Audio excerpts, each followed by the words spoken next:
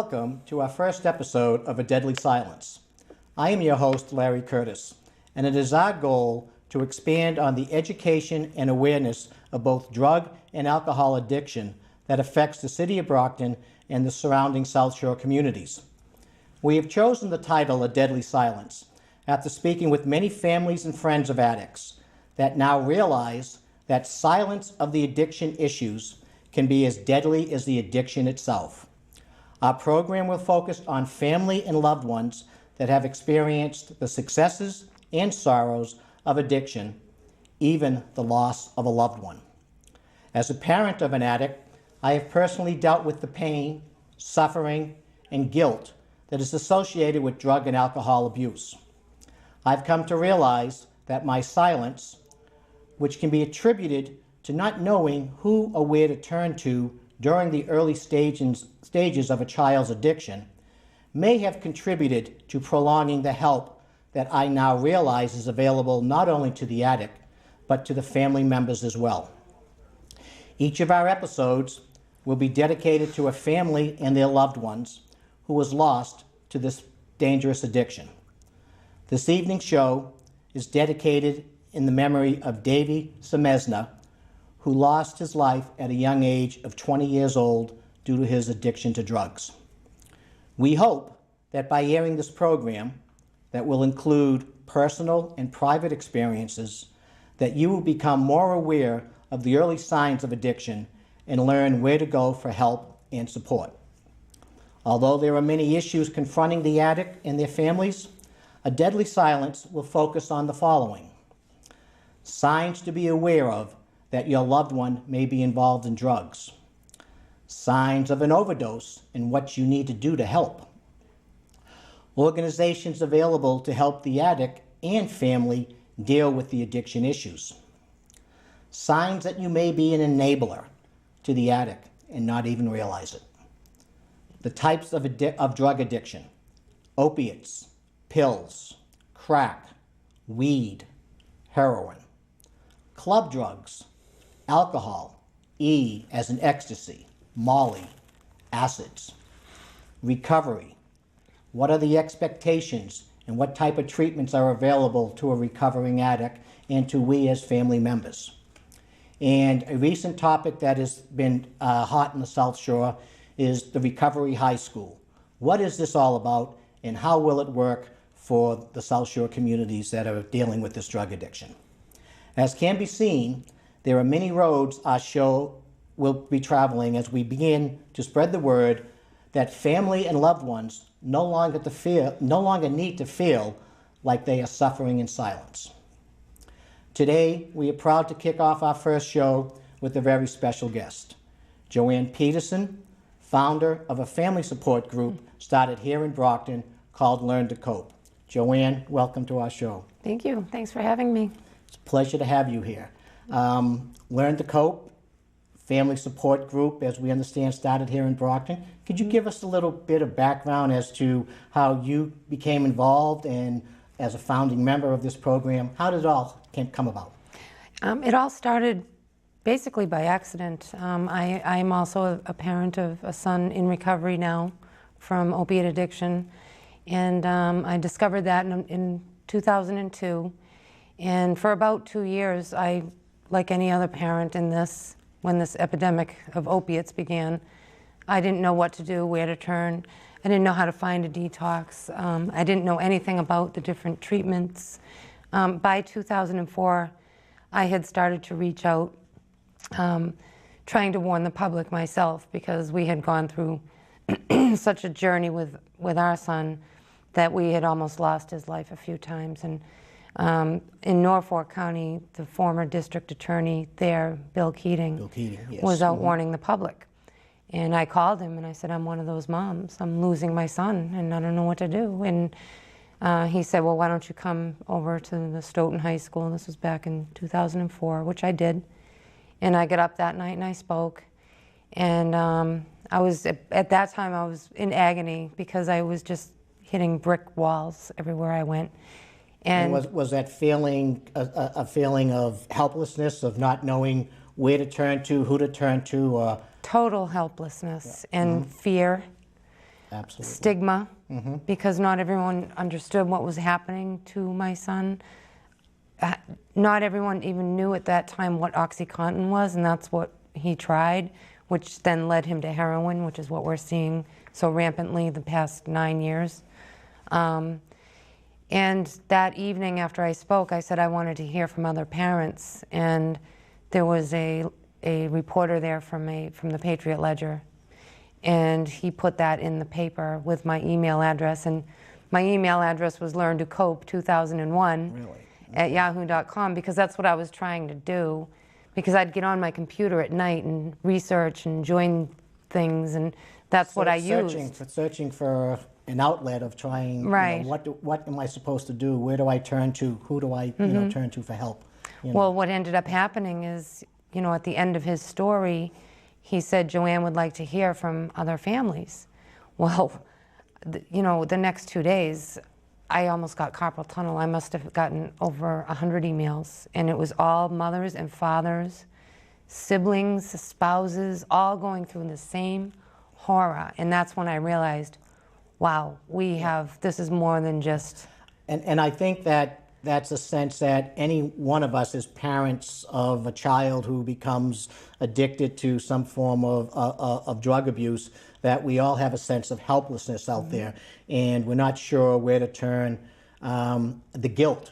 I mean, I know every one of us knows we've raised our children to be the best that they possibly can be, and somehow this terrible disease has somehow afflicted them, and we're feeling helpless. Right. What did we do? We question ourselves. What did we do? Right. What could we have done to prevent this? Which I can tell you, just with running Learn to Cope these last 8 years, there's almost 3,000 families on our website. We'll have 7 chapters around the state by the end of this year. And at our meeting the other night, somebody said it perfectly. We all have different stories, yet they're the same. We're all there because we love our kids.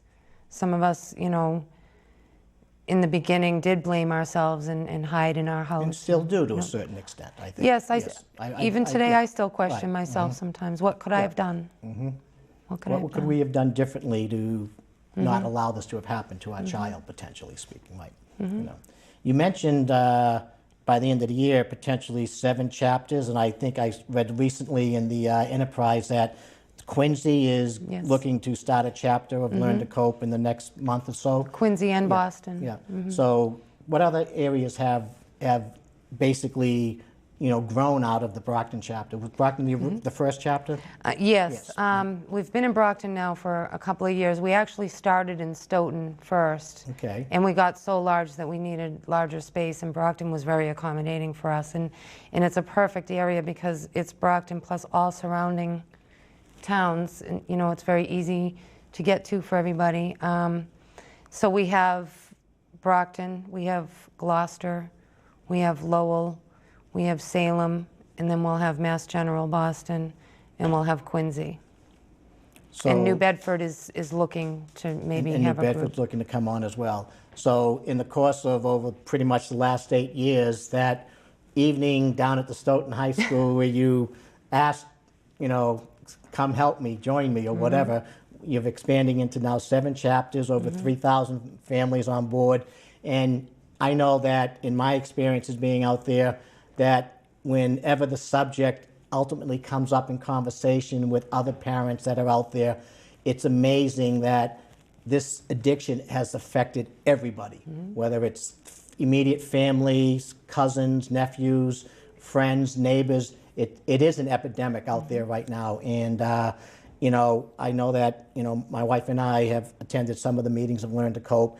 And one of the, I guess, refreshing elements that we experience there is, as you say, we're all walking into the room with very similar issues and concerns and asking for help. But at the same time, it's an opportunity to vent. Exactly. And I think that is one of the strong points that Learn to Cope has for the family, because it's not necessarily focused on the addict itself as much as it's focused on the family and the loved ones of the addict, because I always called it suffering in silence. I mean, as a parent, that's the way I've always looked at it. So it's tremendous thing that you and the members and board of directors of Learn to Cope are doing and spreading that word. Well, we do, and that's something I would like to mention. We have so many parents and our board of directors behind the scenes that work really hard. And we've got about 40 trained parent facilitators between all groups. And we hold a training once a year, which we had developed in, to help the facilitators too in different situations that can come up. How do we handle when someone passes away, which unfortunately happens very often. And it's run very well, so it's not just me. I could never do this all by myself anymore. No, so it's there are a lot of people workers that help. behind the scenes, obviously making this happen. Where is the meeting? Where are the meetings held? What type of settings are they held in? So that if there are people out there that maybe have heard of the organization, aren't quite sure, what takes place. What kind of give an overview of what happens in a basic meeting? Yeah. Well, it tends to be now in the hospitals, which is a good place for us. It's not far from the emergency rooms. It's easy to get to. We're at Good Samaritan here. And then on Tuesdays, we're at the Gloucester Family Health Center. On Wednesdays, we're at Saints Medical. And on Thursdays, we're at the North Shore Children's Hospital. And when we start the one at Mass General, that will be held at Mass General in Boston. And then in Quincy, I think it's going to be in the building for Bay State Community Services. So that will be the only one that's not in a hospital. And the accommodations at the hospitals and the different locations they're offering to you, is this donated time and space, or is there funding that helps support this? How does that work? Well, we are a nonprofit organization, so the hospitals can donate the space for us, which is great. So it's part of their community outreach on a goodwill basis that they are looking at in, letting families within that local community know that, we are supporting the efforts of the families out there in that way. How can a parent, what would you say to a parent who's on the fence as to should I or shouldn't I go? I still have that guilt feeling or that, I'm ashamed of what might be happening within my family.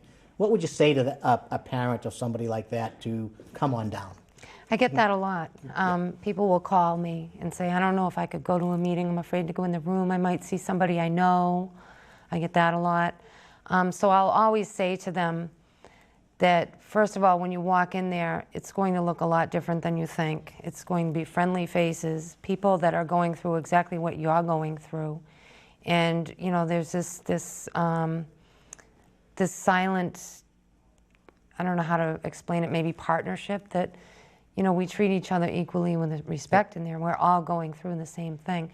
But if someone's really afraid to go to a meeting, I tell them as well that they can go on our website from the privacy of their own home and join our private discussion board, which I have people behind the scenes. www.learntocope.com? It's learn2cope.org. Okay. And if they register for that, we have people that, screen them and make sure they are family members. And once that happens, they get on there, and there's close to 3,000 people communicating there 7 days a week. So say somebody's son or daughter is out missing on a Sunday, or there was an overdose, or something tragic happened, and they need help right away. They can get on that website and post that message. And it's amazing. All of a sudden, you'll just see all these people answering, this is a phone number I tried, try this, try that. Or if she's in the hospital now, this is what you can do, and this is what we did when this happened with our son. It's real-time, real-world support. And it's from really knowledgeable people like us that have walked that walk. Walked the walk. And been down that road, so we know what places are open, what places might not be, and it's real time. And then they end up coming anyway, eventually. And you see that at the meetings, the newer faces coming in, each week down there. What do you say, to the parent or, the adult out there who kind of don't believe that there is a heroin or opiate epidemic in our city or in our community today? Oh, I get that one all the time. I tell them to look at the crime rates. I tell them to think about what they read in the newspapers, how many robberies they see, home invasions, gas station robberies. Check with their local hospitals, see how many emergency room visits or admittance, how many people that were admitted. To go to the Bureau of Substance Abuse Services website or the Department of Public Health and look to see that between 2002 and 2008, we lost 3,859 people to overdose by opioids. That's more than we've lost in a foreign war in a foreign country, soldiers. So, and that's just in little tiny Massachusetts.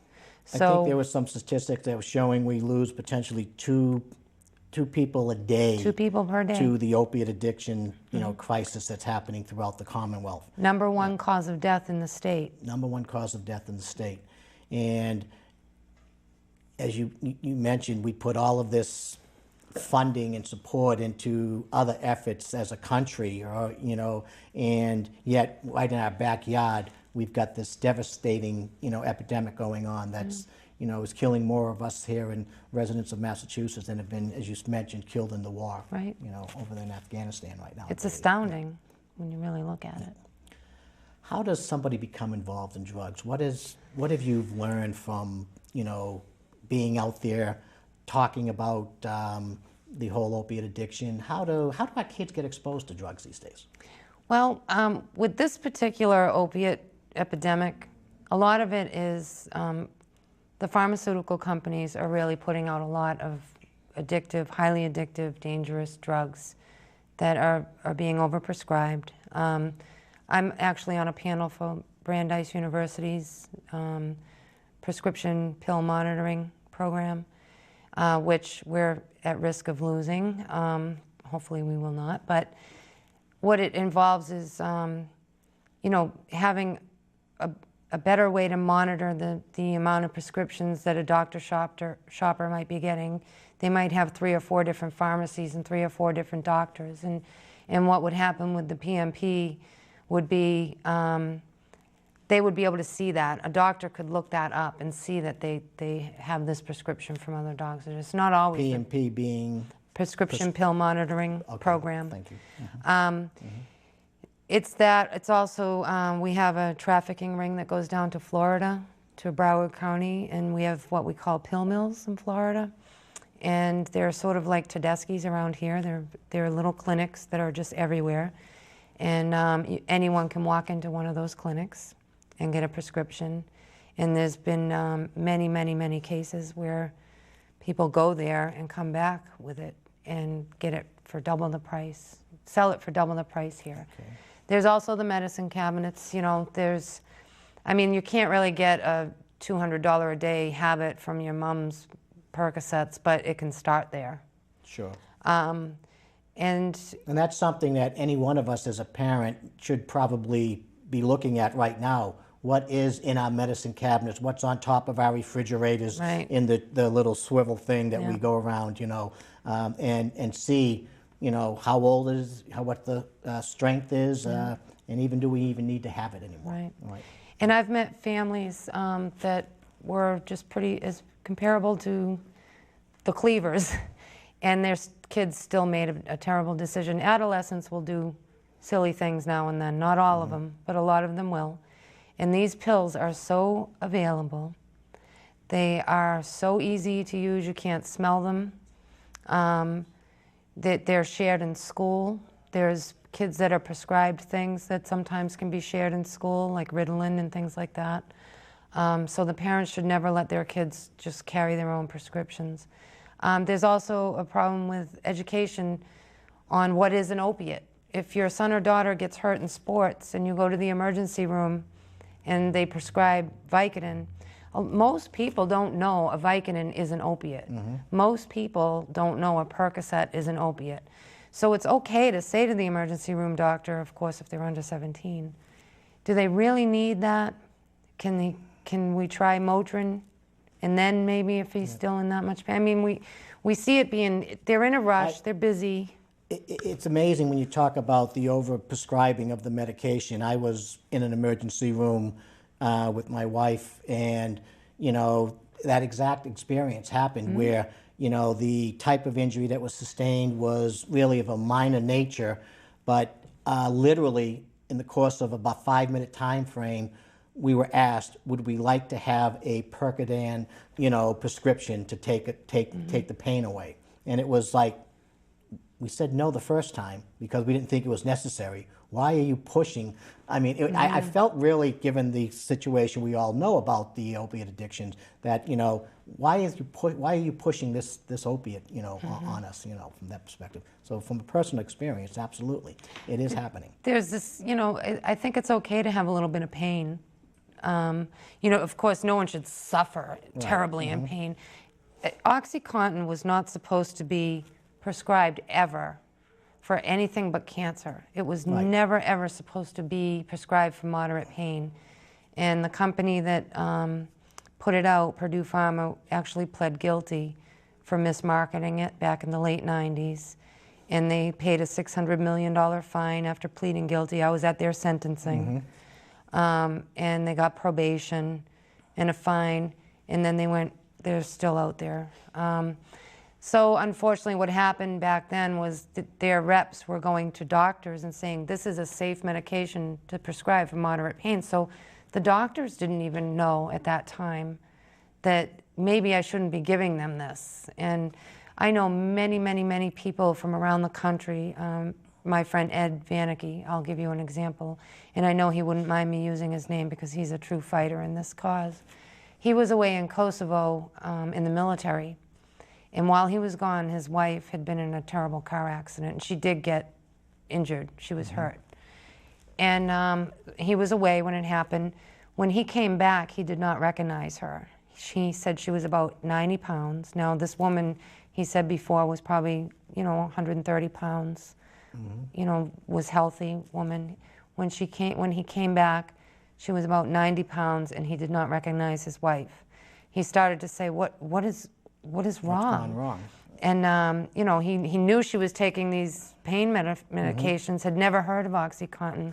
He ended up waking up to her being dead beside him of an overdose. So even people who weren't abusing, or experimenting, got addicted to this and lost their lives, or ended up turning to heroin, or, OxyContin is an unbelievably potent drug. It's gotten better since they changed it to the new version. It's still being abused, the new version. But now what we're seeing is another trend, and that's those Perc 30s. Yes, Perc 30s is out in the streets now. Yeah, and that's not even a Percocet. It's an oxycodone. Yeah. What type of pressure is being put on the pharmaceutical industry that you hear about in relationship to this whole crisis? Not enough. Not enough. Not even close to enough. In fact, I've been to the FDA a couple of times, and it's actually really sad. You would be sad if you went there. You feel like this little ant in this sea of three-piece pinstripe suits with the pads and the things in their ears and talking numbers, and is this going to get approved? Is that going to get approved? And it's just all complete chaos, and myself and a group of other parents have gone there a few times. We stopped them from approving Paladone, which was going to be even more powerful than OxyContin. That was a victory. But we didn't stop them from putting out the new version without proving that it wasn't tamper-proof. And it is. It can be tampered with. And when you mentioned the FDA, is the pressure more or less going to have to stimulate from the federal level? Can the states do anything about it on the local level? It needs to be done by us, citizens. We as people in the country, families, young people in colleges that have lost friends. We're beginning to believe that the only people that can really change this is having a massive uproar someday from the citizens, because the communities are losing, people are losing their lives. The people that don't care about what kind of money something brings in, that's the people that can change it. And my dream someday is to have thousands and thousands of people in Washington, D.C. demanding that the federal government does something about this prescription. About the manufacturing of this particular drug. This drug and all the new ones coming up from it, because it's a money maker. And it's just what I see. So as you have done in the last 8 years with Learn to Cope, you have built a force of 3,000 families strong, and you're continuing to build that force as you open new chapters of Learn to Cope open up locally within the Commonwealth, and will expand along that. So, in essence, that wave of rebellion, if I can call it that, is currently beginning to mushroom as we see out there today. And we want everybody out there who may or may not have been afflicted with this addiction to understand that this is a very, very serious issue, and it impacts not only the addict, the families and the loved ones, but it impacts our entire community out there. As I think Joanne mentioned earlier, when you start looking at the crime statistics of what's happening throughout the course of the city and the communities surrounding the South Shore, all of these vehicle break-ins that we read every night, we see on the television. We see some of these, stabbings and shootings that are going on in our neighborhoods that are basically drug-related. Where all of these type of issues are all stimulating from this very serious opiate addiction that's happening out there. And don't sit in the corner. We need your help. We need everyone's help to come out here to change the tide of this serious, serious issue. Joanne, we have about a minute left before we wrap up for our first segment today. First of all, I want to say thank you for being here. You're welcome. I'm proud of you that you're doing this. The things that you and your board are doing out there are phenomenal. I know that we've had a tremendous amount of people reaching out to Peg and I to participate in this program. Future episodes that will include areas of signs to look for in addiction, what we need to do to help our children. I believe we have the Mayor's Office on Opiate Addiction coming in to give us some demonstrations on Narcan. Good. How to use it when you suspect someone may have overdosed. So there's a lot that we can do here, and I want to thank you for being here as our first guest, and tell the audience how they can get in touch with you again at Learn to Cope. Okay. Yep. We have a website. It's www.learn and then the number 2 cope.org. You can hit contact us, and that email will come directly to me if you need to talk to me. And if you click on Join Us at a Meeting, that shows all of our meeting sites, and we have a lot of good information on the site as far as resources, phone numbers. And if you are a family member and you want to join anonymously, you can, and you can speak to people, and help you out right from the Can people home. make donations to the nonprofit as They well? can if they would like to. There is a donation button there. There's a donation and that would button. be very nice if they did. Well, to help It support. helps us keep our packets. And I know that you've website. had several fundraisers over the course of the last year. A terrific one down at the Firefighters Hall in Boston last October was greatly attended